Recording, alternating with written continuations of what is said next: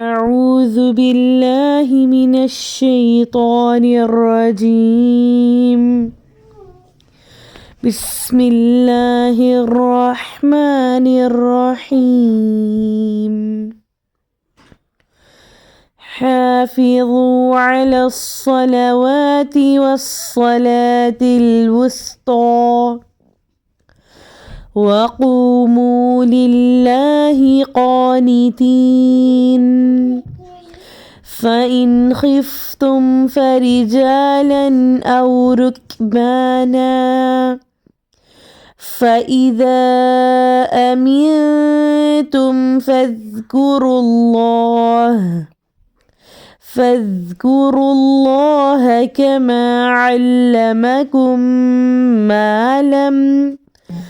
ما لم تكونوا تعلمون. والذين يتوفون منكم ويذرون أزواجا وصية لأزواجهم متاعا إلى الحول غير إخراج.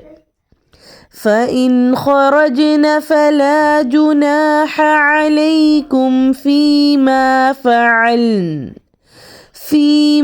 فعلن في أنفسهن من معروف والله عزيز حكيم. وللمطلقات متاع بالمعروف حقا على المتقين. كذلك يبين الله لكم آياته لعلكم تعقلون. ألم تر إلى الذين خرجوا من ديارهم وهم ألوف حذر الموت فقال لهم الله موتوا ثم أحياهم إن الله لذو فضل على الناس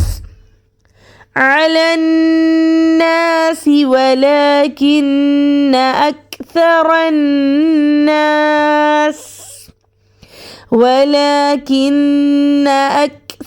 الناس لا يشكرون. وقاتلوا في سبيل الله واعلموا أن الله سميع عليم. من ذا الذي يقرض الله قرضا حسنا فيضاعفه له أضعافا كثيرة والله يقبض ويبسط وإليه ترجعون.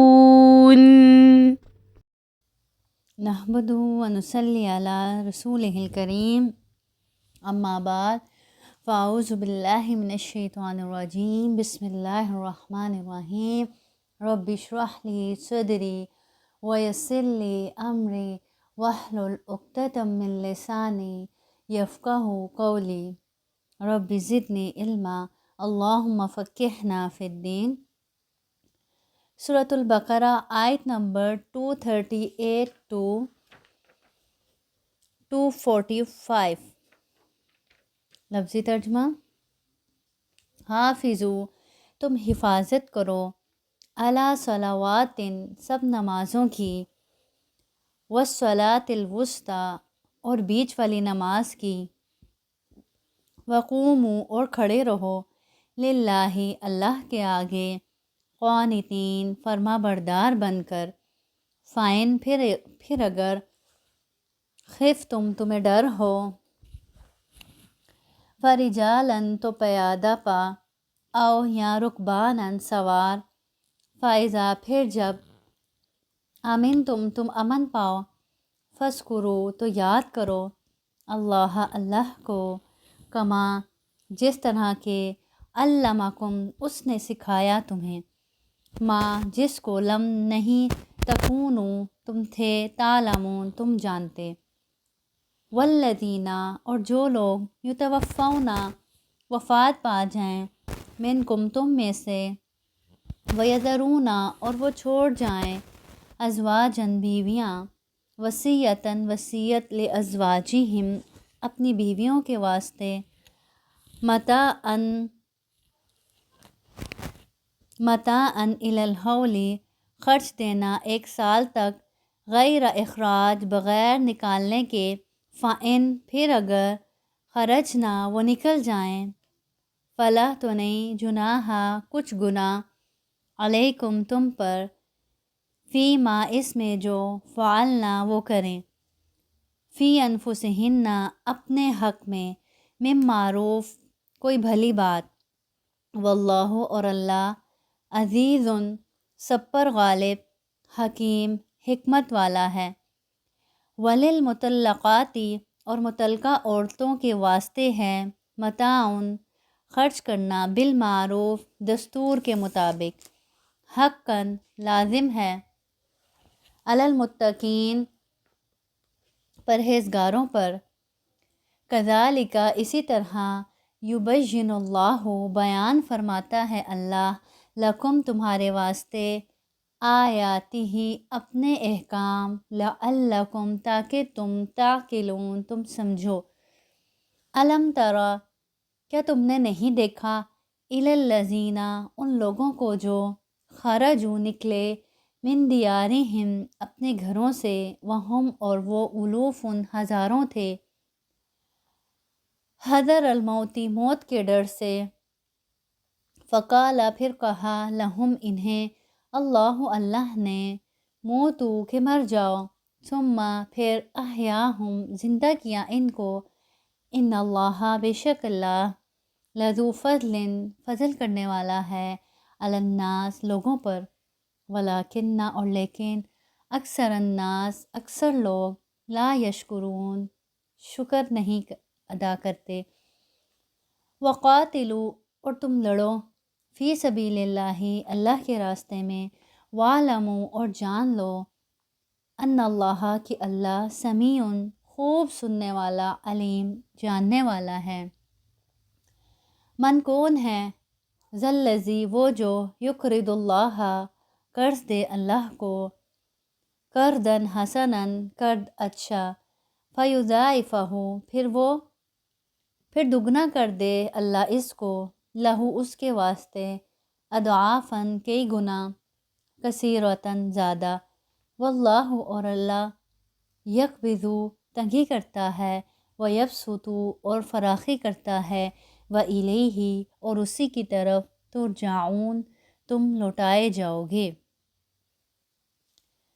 تفسیر آیت نمبر 238 سے، حافظوا علی الصلاۃ والصلاۃ الوسطیٰ وقوموا للہ قانتین، نمازوں کی حفاظت کرو، بالخصوص درمیان والی نماز کی، اور اللہ تعالیٰ کے لیے باادب کھڑے رہا کرو۔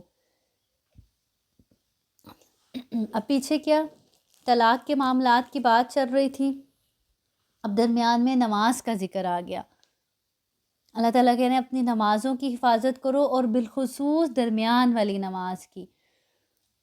اب طلاق کا ذکر چلتے چلتے اللہ رب العزت نے نماز کا تذکرہ کیا بتانے کے لیے کہ تمہاری زندگی میں جیسے بھی حالات آئیں، جیسے بھی اپس اینڈ ڈاؤنز آئیں، لیکن تم نے نماز کو ہمیشہ اول درجے پہ رکھنا ہے، اس کی حفاظت کرنی ہے، اس کے وقت کی حفاظت کرنی ہے، کیونکہ عموماً کیا ہوتا ہے، جب کوئی پریشانی، جب کوئی دکھ، جب کوئی تکلیف آتی ہے، یا گھروں میں کوئی ایسے لڑائی جھگڑے بنتے ہیں، تو سب سے پہلے جو ہماری قضا ہوتی ہیں وہ کیا ہوتی ہیں؟ نمازیں ہی ہوتی ہیں.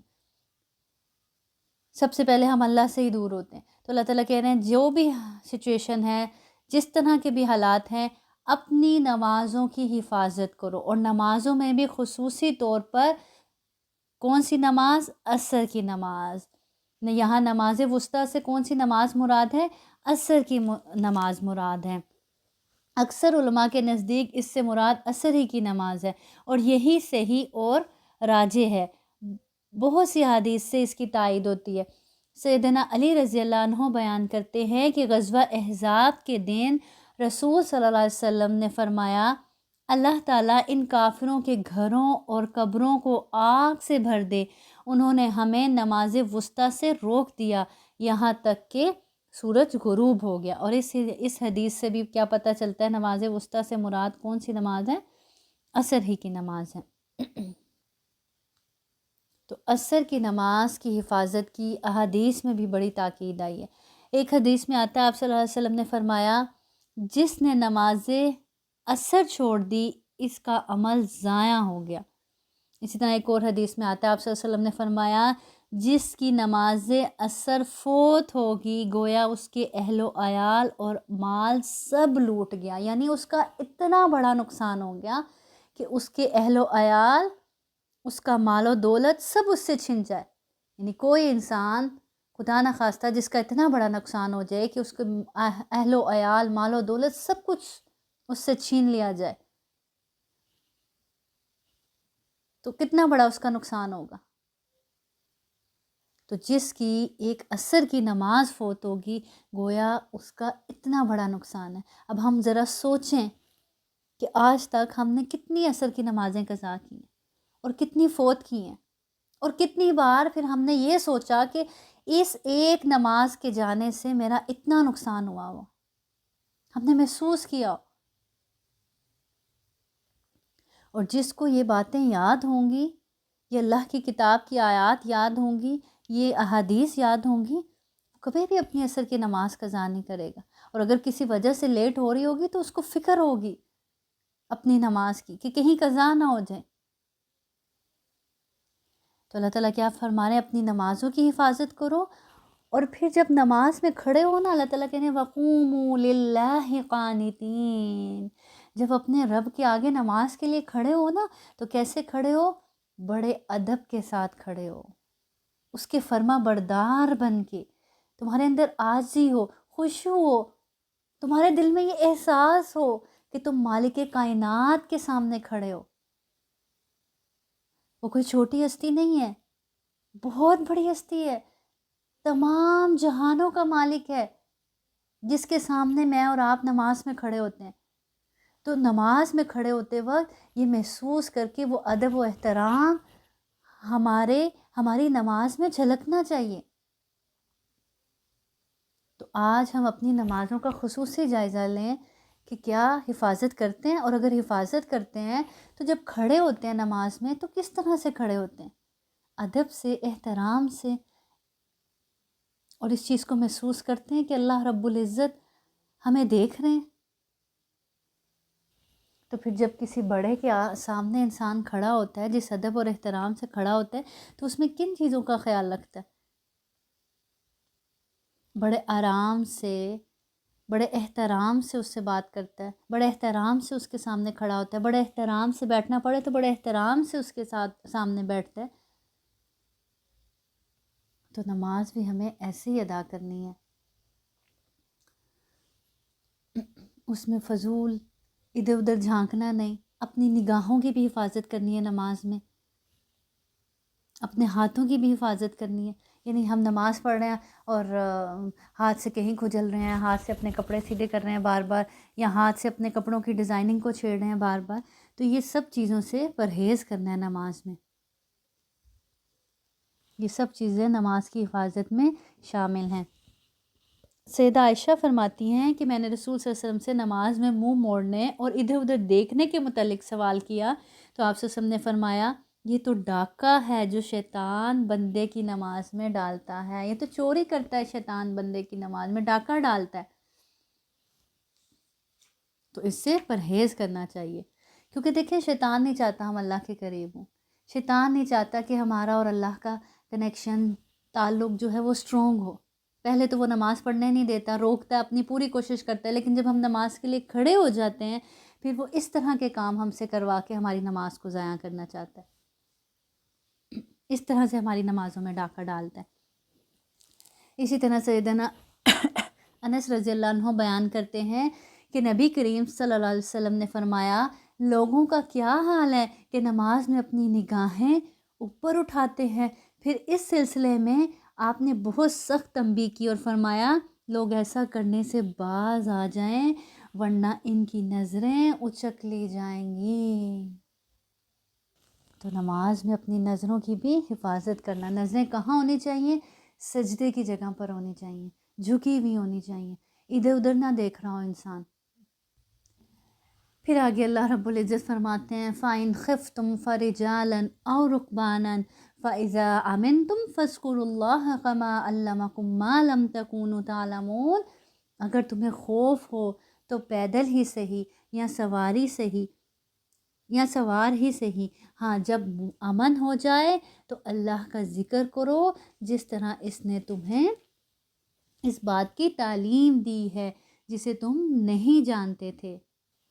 یعنی اس آیت سے کیا پتہ چلتا ہے؟ نماز خوف کی طرف اشارہ ہے کہ یعنی دشمن کی صف میں کھڑے ہو، دشمن کا خوف ہے، تب بھی نماز نہیں چھوڑ سکتے۔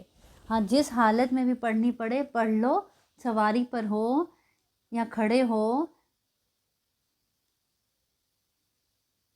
اور اشارے سے پڑھنی پڑے، جس طرح بھی پڑھنی پڑے، لیکن تب بھی نماز معاف نہیں ہے، اس وقت بھی تم نماز ادا کرو گے۔ تو دیکھیں عام حالات میں نماز کیسے معاف ہو سکتی ہے، اور ہم کتنے چھوٹے چھوٹے عذر پیش کرتے ہیں نماز کے لیے، نماز کے قضا ہونے کے لیے۔ وہ میری آنکھ نہیں کھلی تھی اس لیے میں نے نماز نہیں پڑھی، وہ مجھے لگتا ہے میرے کپڑے صاف نہیں ہیں اس لیے میں نماز نہیں پڑھ سکتی۔ چھوٹے چھوٹے عذر ہم پیش کرتے ہیں۔ اور دیکھیں نماز حالت جنگ میں دشمن سر پر کھڑا، خوف کی حالت ہے، تب بھی نماز معاف نہیں ہے۔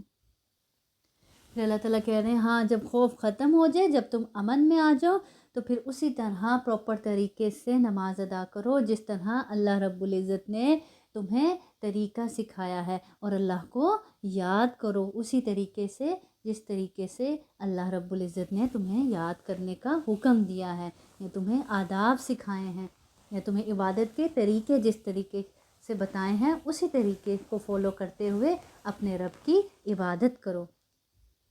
اب یہاں پر سواری پر نماز کا ذکر ہے، ہاں جی جنگ کی حالت میں ہو یا کہیں سفر پر ہو تو سواری پر بھی نماز پڑھی جا سکتی ہے۔ ہاں نفل نماز آپ سواری پر پڑھ سکتے ہیں، یعنی اگر آپ سفر میں ہیں تو آپ نفل نماز پڑھنا چاہیں تو وہ آپ سواری میں پڑھ سکتے ہیں، لیکن فرض نماز سواری کو روک کر زمین پر ہی ادا کی جائے گی۔ پھر آگے اللہ رب العزت فرماتے ہیں وَالَّذِينَ يُتَوَفَّوْنَ مِنْكُمْ وَيَذَرُونَ أَزْوَاجًا وَصِيَّةً لِأَزْوَاجِهِمْ مَتَاعًا إِلَى الْحَوْلِ غَيْرَ إِخْرَاجٍ فَإِنْ خَرَجْنَ فَلَا جُنَاحَ عَلَيْكُمْ فِيمَا فَعَلْنَ فِي أَنفُسِهِنَّ مِن مَّعْرُوفٍ وَاللَّهُ عَزِيزٌ حَكِيمٌ۔ جو لوگ تم میں سے فوت ہو جائیں اور بیویاں چھوڑ جائیں، وہ وصیت کر جائیں کہ ان کی بیویاں سال بھر تک فائدہ اٹھائیں، انہیں کوئی نہ نکالے۔ ہاں اگر وہ خود نکل جائیں تو تم پر اس میں کوئی گناہ نہیں، جو وہ اپنے لیے اچھائی سے کرے، اللہ تعالیٰ غالب اور حکیم ہے۔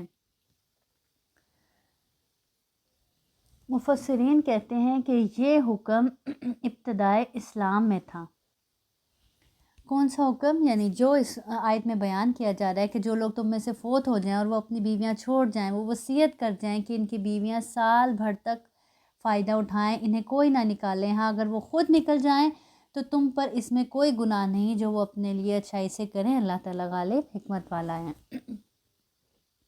یعنی یہ ابتدائے اسلام میں یہ حکم تھا جب بیوی کے لیے میراث میں حصہ نہ تھا اور عدت کی مدت 1 سال تھی، اسے اختیار ہوتا تھا کہ چاہے تو شوہر کے گھر میں عدت کی مدت گزارے اور نفقہ لے اور چاہے تو سال پورا ہونے سے پہلے ہی گھر سے نکل جائے، تب اس کے لیے نہ نفقہ ہوتا تھا اور نہ ہی مسکن۔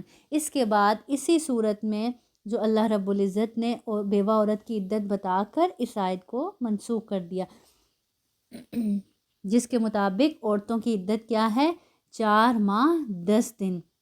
اسی طرح نفقہ و مسکن کی وصیت کا حکم آیت میراث کے ذریعے منسوخ ہو گیا اور بیوی کے لیے خاوند کی جائیداد کا 4تھا یا 8واں حصہ مقرر کر دیا گیا، یعنی اللہ تعالیٰ نے اب اس کا میراث میں بھی حصہ رکھ دیا اور عدت بھی بتا دی۔ تو ان دونوں باتوں کے بتانے سے یہ آیت کیا؟ منسوخ ہو گئی۔ وَلِلْمُطَلَّقَاتِ مَتَاعٌ بِالْمَعْرُوفِ حَقًّا عَلَى الْمُتَّقِينَ، طلاق والیوں کو اچھی طرح فائدہ دینا پرہیزگاروں پر لازم ہے، یعنی یہ حکم عام ہے جو ہر متعلقہ عورت کو شامل ہے۔ کچھ نہ کچھ سامان دینے کا مطلب یہ ہے کہ طلاق کے بعد مہر کے علاوہ عورت کو کچھ دیا جائے۔ یہ ہے ہمارے دین کی خوبصورتی کہ اب آپ اس کو رخصت کر رہے ہو، اس کو طلاق دے دی ہے، اس کو رخصت کر رہے ہو، اب صرف یہی نہیں جو اس کا حق مہر بنتا تھا وہ دو، بلکہ اس پر احسان کرو، کچھ مزید عطا کرو تاکہ عورت کی کچھ دلجوئی ہو جائے۔ یہ احسان کا تقاضا ہے۔ تو لازم کس پر ہے؟ اللہ تعالیٰ کہہ رہے ہیں پرہیزگاروں پر یہ احسان کرنا لازم ہے، یعنی ان کو ان کے حق سے زیادہ دینا۔ حق مہر تو ان کا بنتا ہی ہے، لیکن پرہیزگاروں کو کیا چاہیے کہ وہ ان کے ساتھ احسان کرے، اور جو اللہ سے ڈرنے والے ہیں، اللہ کے قریب ہیں، اللہ کو راضی کرنے والے ہیں، ان پر لازم ہے کہ وہ معاملات کرتے وقت احسان والا معاملہ کریں۔ كَذَلِكَ يُبَيِّنُ اللَّهُ لَكُمْ آيَاتِهِ لَعَلَّكُمْ تَعْقِلُونَ، اللہ تعالیٰ اسی طرح اپنی آیتیں تم پر ظاہر فرما رہا ہے تاکہ تم ان کو سمجھو، ان پر غور و فکر کرو۔ پھر آگے اللہ رب العزت فرماتے ہیں أَلَمْ تَرَ إِلَى الَّذِينَ خَرَجُوا مِنْ دِيَارِهِمْ وَهُمْ أُلُوفٌ حَذَرَ الْمَوْتِ فَقَالَ لَهُمُ اللَّهُ مُوتُوا ثُمَّ أَحْيَاهُمْ إِنَّ اللَّهَ لَذُو فَضْلٍ عَلَى النَّاسِ وَلَكِنَّ أَكْثَرَ النَّاسِ لَا يَشْكُرُونَ، کیا تم نے انہیں نہیں دیکھا جو ہزاروں کی تعداد میں تھے اور موت کے ڈر کے مارے اپنے گھروں سے نکل کھڑے ہوئے تھے؟ اللہ تعالیٰ نے انہیں فرمایا مر جاؤ، پھر انہیں زندہ کر دیا۔ بے شک اللہ تعالیٰ لوگوں پر بڑا فضل والا، لیکن اکثر لوگ ناشکرے ہیں۔ اللہ تو اپنے بندوں پر بڑا فضل کرتا ہے، بڑے انعامات کرتا ہے، بڑا ہی نوازتا ہے، لیکن لوگ اکثر لوگ کیا کرتے ہیں؟ اللہ کی ناشکری کرتے ہیں۔ وہ کسی حال میں اپنے رب سے راضی ہی نہیں ہوتے، خوش ہی نہیں ہوتے۔ اللہ انہیں نوازتا جاتا ہے، اپنے فضل کی بارش کرتا جاتا ہے، لیکن وہ راضی ہی نہیں ہوتے۔ تو ہم سوچیں کہ کہیں ہم تو ان لوگوں میں سے نہیں ہیں جن کا یہاں ذکر کیا جا رہا ہے، جن کے لیے اللہ تعالیٰ یہاں شکوہ کر رہا ہے کہ بے شک اللہ لوگوں پر بڑا فضل کرنے والا ہے، لیکن اکثر لوگ اللہ تعالیٰ فرما رہے ہیں ناشکرے ہیں، وہ کبھی کسی حال میں خوش ہی نہیں ہوتے۔ یہ واقعہ سابقہ کسی امت کا ہے۔ تفسیری روایات میں اسے بنی اسرائیل کے زمانے کا واقعہ بتایا جاتا ہے۔ روایات سے پتہ چلتا ہے کہ یہ لوگ جہاد میں قتل کے ڈر سے یا وبائی بیماری طاعون کے خوف سے اپنے گھروں سے نکل کھڑے ہوئے تھے تاکہ موت کے منہ میں جانے سے بچ جائیں۔ موت کے خوف سے اللہ نے انہیں مار کر ایک تو یہ بتلا دیا کہ اللہ کی تقدیر سے تم بچ کر کہیں نہیں جا سکتے، تم موت کے ڈر سے اللہ کے راستے میں نکلنے سے ڈرتے ہو، تو موت تو تمہیں گھر میں بھی آ جائے گی۔ اگر تمہارا وہ موت کا وقت ہے تو وہ تو تمہیں کہیں بھی آ جائے گی، جہاں کہیں بھی تم ہوگے وہیں آ جائے گی۔ دوسرا یہ کہ انسانوں کی آخری جائے پناہ اللہ تعالیٰ ہی کی ذات ہے۔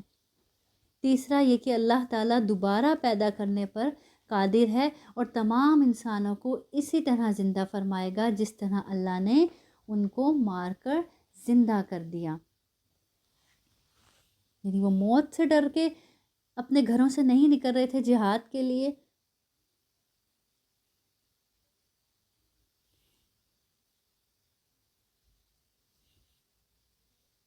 اور بھاگ گئے موت کے ڈر سے کہ کہیں جنگ میں حصہ نہ لینا پڑ جائے اور ہم مارے نہ جائیں، تو اللہ رب العزت نے ان سب کو کیا کہا، مر جاؤ، اور پھر ان کو زندہ کیا، یہ بات سمجھانے کے لیے کہ موت تو اٹل ہے، وہ تو آ کر ہی رہے گی، اللہ کے پاس تو تمہیں جانا ہی جانا ہے، موت سے تم نہیں بھاگ سکتے، موت کی بھاگ سے، موت کے ڈر سے تم اللہ کے راستے کو چھوڑ رہے ہو،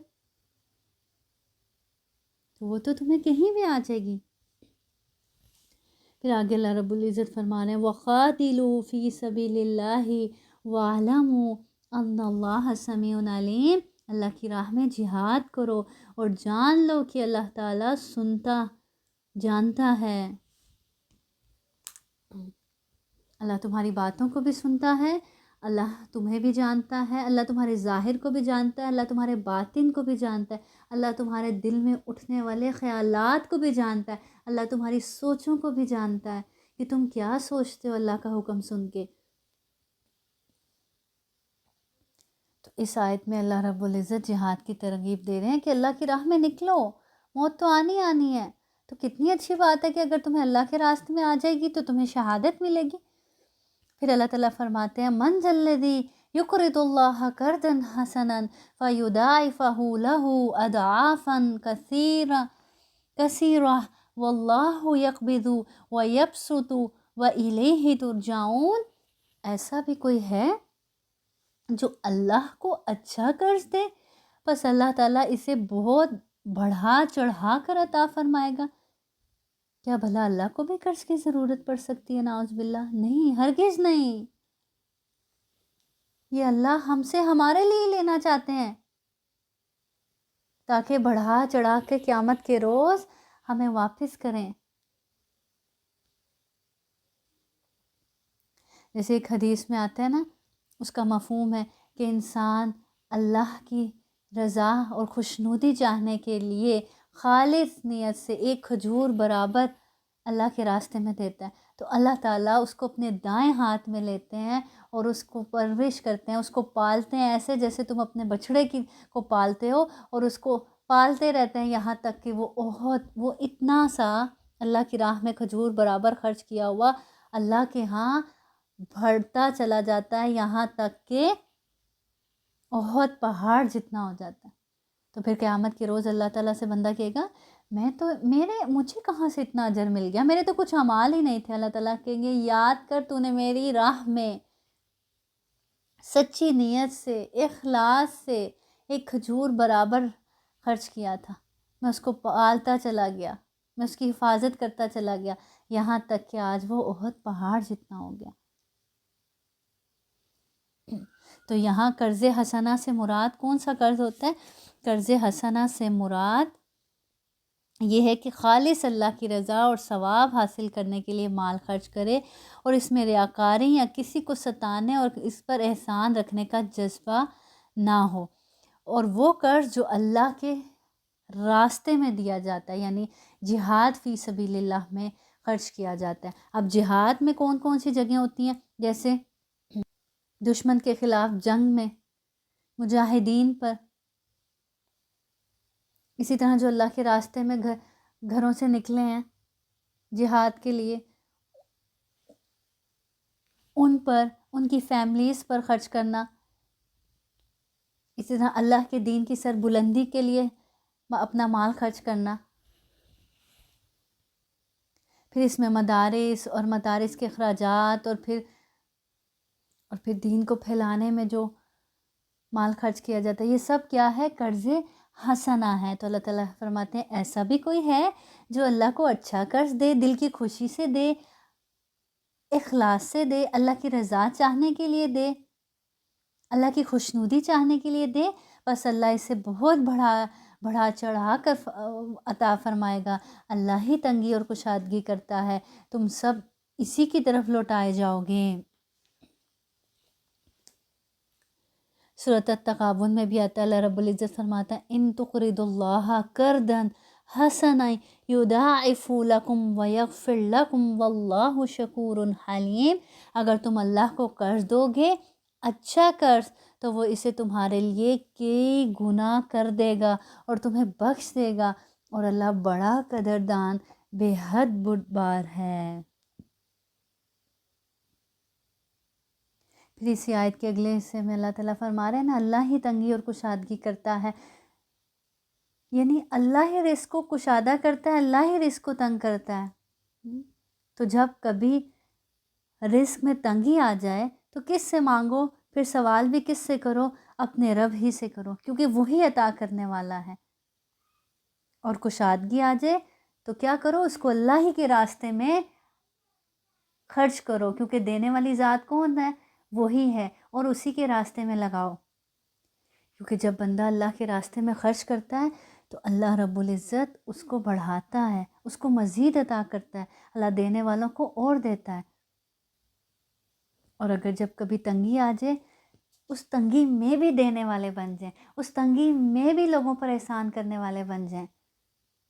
जब आप तंगी में लोगों की तंगी दूर करने वाले बन जाएंगे तो अल्लाह रब्बुल इज़्ज़त आपकी तंगियों को दूर कर देंगे, आपके रिस्क को कुशादा कर देंगे, आपकी तंगी को कुशादगी में बदल देंगे। हदीस में आता है, आपसे हमने फरमाया, हर दिन जब बंदे सुबह करते हैं तो 2 फरिश्ते नाजिल होते हैं, इनमें से एक इस तरह कहता है, ए अल्लाह खर्च करने वाले को और दे, और दूसरा इस तरह कहता है, ए अल्लाह रोकने वाले के माल को तलफ कर दे। फिर ये कैसे हो सकता है कि जो अल्लाह के रास्ते में खर्च करे और एक फरिश्ता उसके लिए दुआ कर रहा है मुसलसल, अल्लाह देने वाले को और दे, फिर कैसे मुमकिन है कि उसके माल में कमी हो जाए। देने वाले के माल में कमी हरगिज़ नहीं हो सकती। इसी तरह सैयदा अस्मा बिनते अबी बकर रज़ियल्लाहु अन्हा बयान करती हैं कि रसूल सल्लल्लाहु अलैहि वसल्लम ने फरमाया, खर्च करती रहो, गिन गिन कर ना रखो, वरना अल्लाह भी गिन गिन कर देगा। माल को रोक कर ना रखो, वरना अल्लाह भी तुमसे हाथ रोक लेगा। तो अल्लाह के रास्ते में खर्च करो, और फिर देखो उसके रास्ते में जो कुछ तुम्हारे पास है उसके रास्ते में लुटाओ। क्यों, वहीले ही तुर जाओ, तुम्हें भी तो उसी के पास जाना है ना। तुम नहीं चाहते कि आज जो तुम्हारे पास यहाँ आसाइशें हैं तुम वहाँ हमेशा की ज़िंदगी में वो आसाइशें हासिल करो, तो अपने हाथों से यहाँ बांटने वाले बन जाओ ताकि वो तुम्हें वहाँ मिले। जैसे हज़रत नबी करीम सल्लल्लाहु अलैहि वसल्लम ने जब एक बकरी ज़िबा की और हज़रत आयशा ने तकसीम की, और जब आपसे हम वापस आए तो आपसे हमने पूछा क्या बचा आयशा, तो हज़रत आयशा रज़ियल्लाहु अन्हा ने फरमाया कि ये एक रान बची है। तो आपसे हमने क्या फरमाया था, नहीं वो सब बच गया जो तुमने दे दिया अल्लाह के रास्ते में, और ये रान ख़त्म हो गई, यानी जो हम खा लेंगे, हम इस्तेमाल करेंगे, वो ख़त्म हो जाएगा। जो दे दिया वो तो वहाँ सेफ हो गया आखिरत के अकाउंट में, वो तो हमें वहाँ मिलेगा, वो तो महफूज हो गया। तो वहाँ जमा कराओ जहाँ तुम्हें लौट कर जाना है, उस रब को राज़ी करो जिसके पास तुम्हें जाना है। काश ये इतनी सी बात समझ आ जाए, वाइले ही तुर जाऊन, और तुम उसी की तरफ लौटाए जाने वाले हो। जिस दिन हमें ये बात समझ आ गई ना, तो उस दिन हम सच में अल्लाह के बन जाएंगे। जिस दिन हमें इस बात पे वाकई यकीन आ गया दिल से, फिर हम आखिरत के लिए जीने वाले और आखिरत के लिए ही काम करने वाले बन जाएंगे। वाखिर दावाना अनिल हम्दुलिल्लाहि रब्बिल आलमीन। अल्लाह ताला हमें आखिरत के लिए, अल्लाह की रज़ा चाहने के लिए, अल्लाह की खुशनुदी चाहने के लिए काम करने वाला बना ले। अल्लाह हमें अपना बना ले, अपनी तरफ लौटने वाला बना ले, कि हम पलट पलट कर अपने रब की तरफ रुजू करने वाले बन जाएं, उसकी याद की तरफ रुजू करने वाले बन जाएं।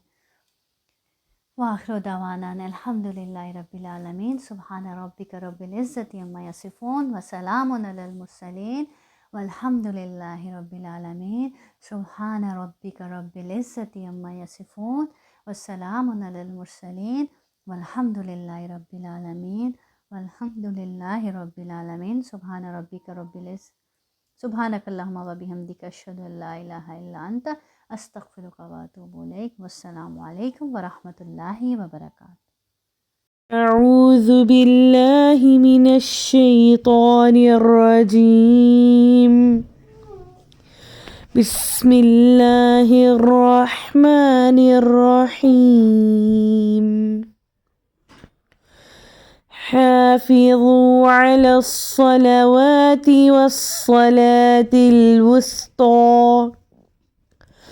وقوموا لله قانتين. فإن خفتم فرجالا أو ركبانا فإذا أمنتم فاذكروا الله كما علمكم ما لم تكونوا تعلمون. والذين يتوفون منكم ويذرون أزواجا وصية لأزواجهم متاعا إلى الحول غير إخراج. فإن خرجن فلا جناح عليكم فيما فعلن في أنفسهن من معروف والله عزيز حكيم. وللمطلقات متاع بالمعروف حقا على المتقين. كذلك يبين الله لكم آياته لعلكم تعقلون. ألم تر إلى الذين خرجوا من ديارهم وهم ألوف حذر الموت فقال لهم الله موتوا ثم أحياهم إن الله لذو فضل على الناس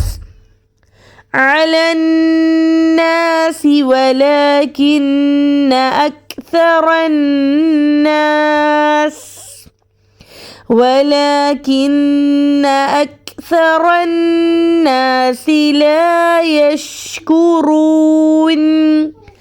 وقاتلوا في سبيل الله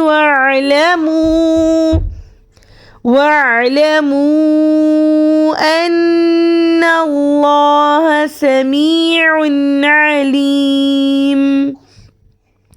من ذا الذي يقرض الله قرضا حسنا فيضاعفه له أضعافا كثيرة والله يقبض ويبسط وإليه ترجعون.